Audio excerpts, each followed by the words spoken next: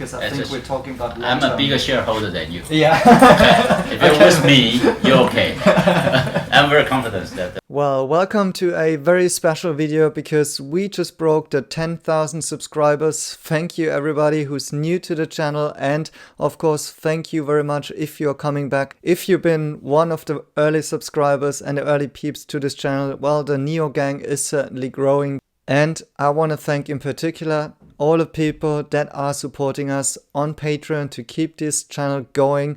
So I'm sitting here on a Sunday and recording this video, and I want to make it a special video and doing a recap of the interview with the co-founder of NIO that I've done in 2019 during the CES in Shanghai. So back then when I made this interview, NIO was going through a really hard time and the stock price was tanking. So I think there's a couple of things that we can learn about how the co-founder of NIO was reacting to my questions, what he said, and also what he replied to when I was asking him about the NIO stock price. So as mentioned, Cheng, he's the co-founder of NIO.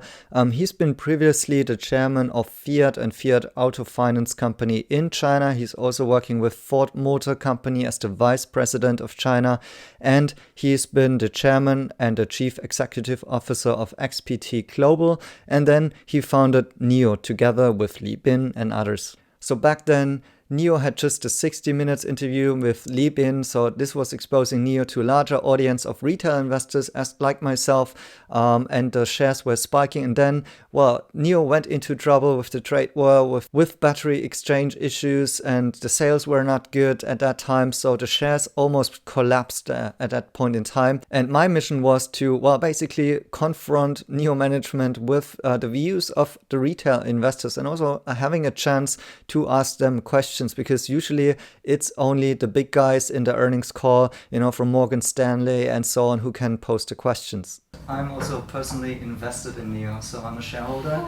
Thank you very much. You're a shareholder. And I hope we could use this opportunity to kind of give NIO like the opportunity to improve a little bit the shareholder communication with smaller shareholders like me, because of course I'm not a big shareholder. However, so without any further ado, let's jump straight into the interview. But before we do that, please hit the like button once again and subscribe to the channel if you haven't subscribed yet. Also hit the bell button so you get a notification.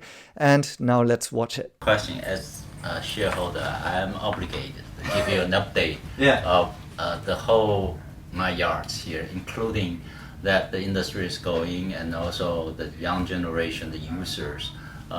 NIO is a blue sky coming company, which means we're going to give the new generation a user enterprise.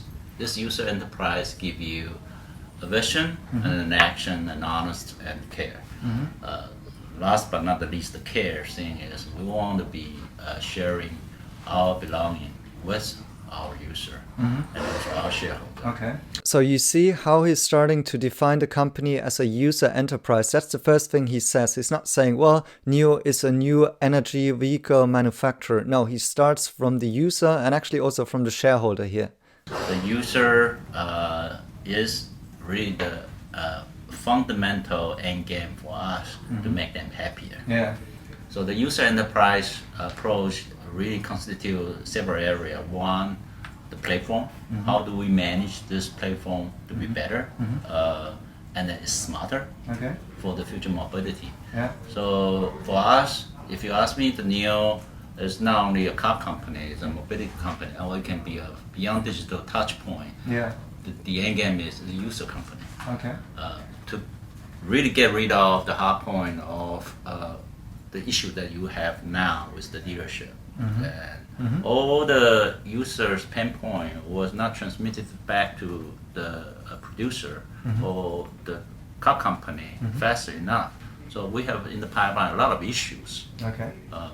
We need to speed up and make sure those time spent being reduced to the minimum level.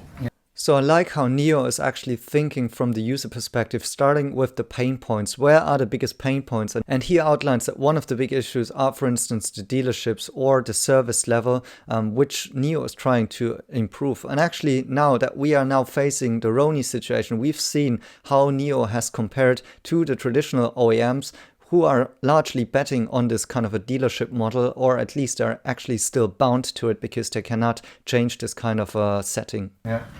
In the next couple of years, we're developing the next platform, which Okay. is autonomous driving. All right. And that will constitute the future of the next 10 years. So people will be riding on a car which is autonomous L4. Okay.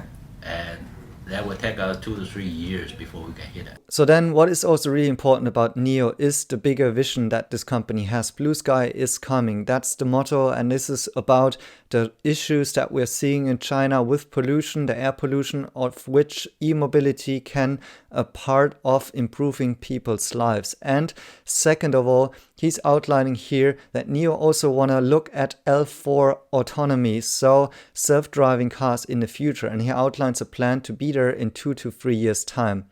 L4 autonomy has never been publicly communicated too much. However, we see from the top management here that it is actually on the list of priorities and of the bigger vision, whereas other companies are already scaling back and saying, well, autonomy is not gonna happen, not in the next couple of years. The current factory, 100,000 units of capacity will be Yeah. utilized Yeah. on our first platform.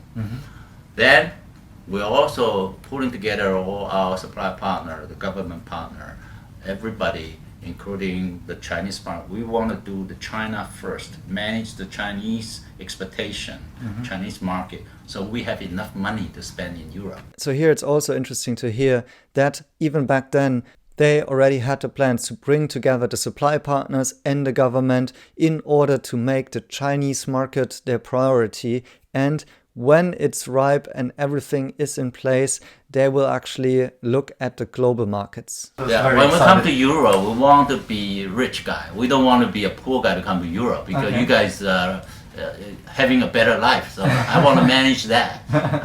So for China first, I think we're in the biggest market in the world right Yeah. now. We have a chance to make it right Yeah. and make it really healthy.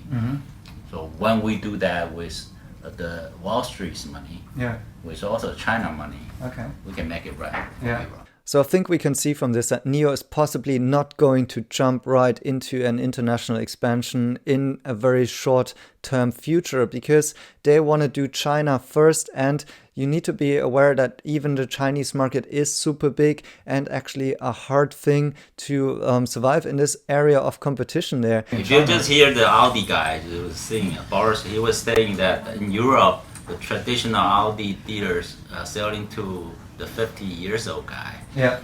In China, you're selling to 30 years old guy. Yeah. Sometimes it's 25 years old guys, 25 years of gap. Because the first 20 years, it was like a traditional market to the new market. Yeah. The another 10 years of gap is because of digitalization. Yeah.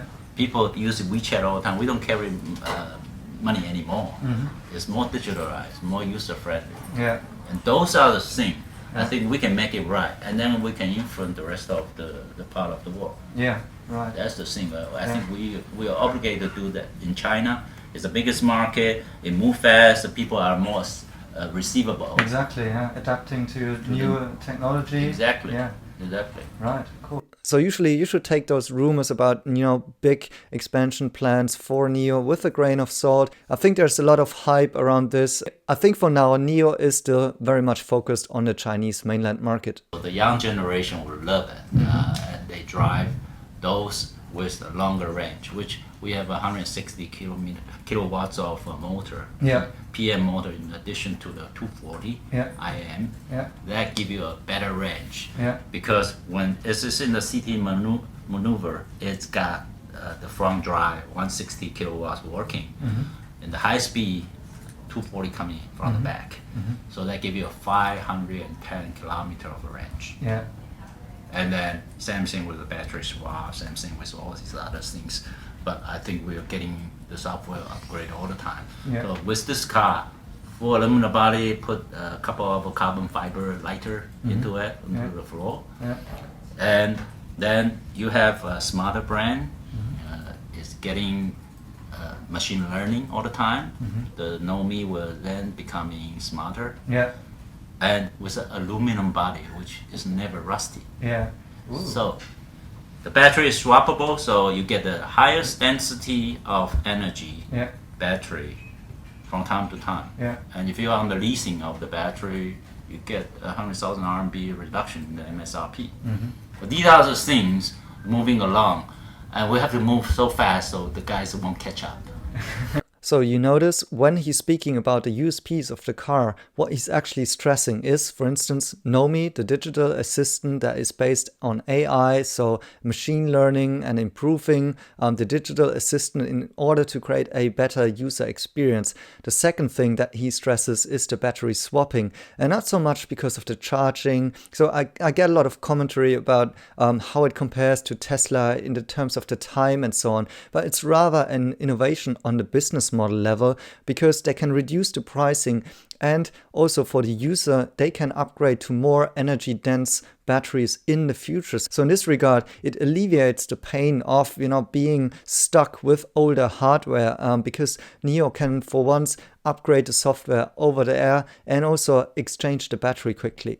Since your IPO, it's been a little bit a bumpy ride recently. Up to the 60 Minutes interviews, it's going really well. And then there was the shareholder call, and afterwards, there's lots of fear and uncertainty, I think. So tell us a little bit. Should we be afraid about our stock, or what is your long-term vision? Because I think we're talking about long-term. I'm a bigger shareholder than you. Yeah.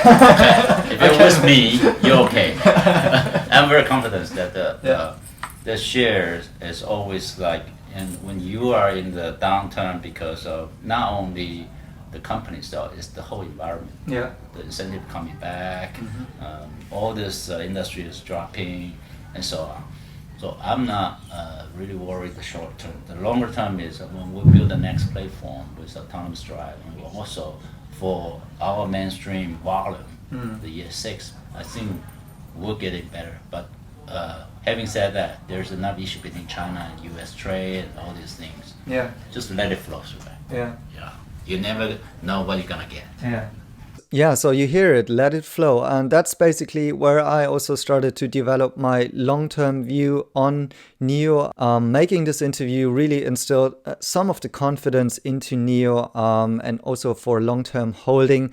Now, after I had the chance to interview him, Cheng actually left NIO and he's retiring. And this also made quite a bit of news, since NIO was going through a very hard time and losing the CFO, losing the co-founder and so on.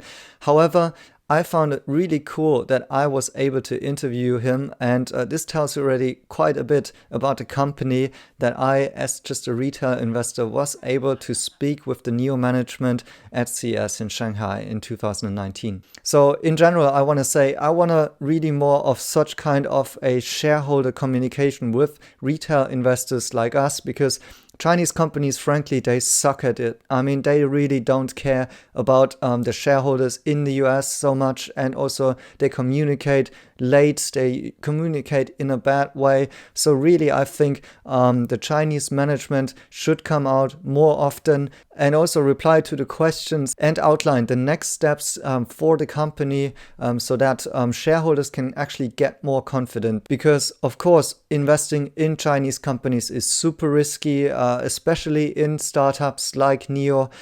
Even the management know they will be in trouble in tumultuous times in the future, because they have issues like cash raising, competition coming in, the technology is maybe not there yet, and so on. So they really actually would need our support and our long-term holding here. And I'm hoping actually that with our YouTube channel, we can make a contribution of making a better communication between China and US and also other international retail investors in general, because I do think there are good opportunities to be found in China, despite the whole negativity around delisting, around short seller reports and so on, and fraud, of course. So there is a lot of room for improvement in the future, and it won't be an easy ride, but I hope that now that we crossed 10,000 subscribers, that you guys will be with us on the journey, and we're thanking you so much for being part of this. So once again, please